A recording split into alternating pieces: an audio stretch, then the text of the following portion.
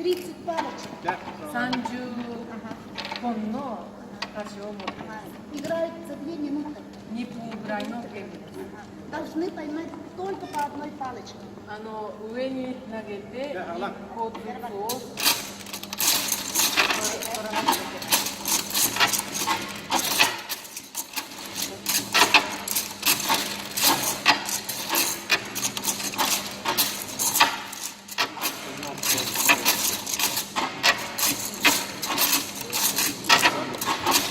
まずこういってこうしてこう取らなきゃいけない。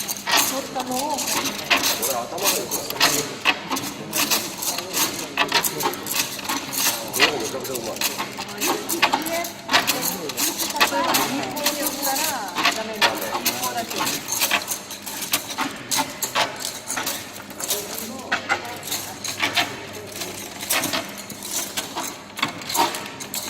Последние 5 покажите. Если останется 5 палочек, 例えば最初に5本 то должны поймать все. 全部1号取らなくちゃいけない。Если 3, и последний между мизинцем и безымянным. 最後にはこう取らなくて、Последний сделайте как Пятый. 最後にсразу там сколько ты?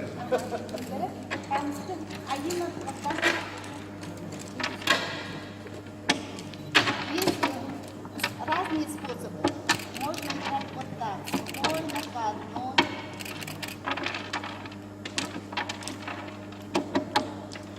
А это способ танцует. 投げるのによって違う。 Похожая игра есть у всех народов Азии. 投げ方も違う。Тоже играют 2 минуты.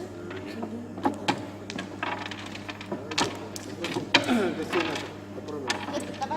やってみてくださ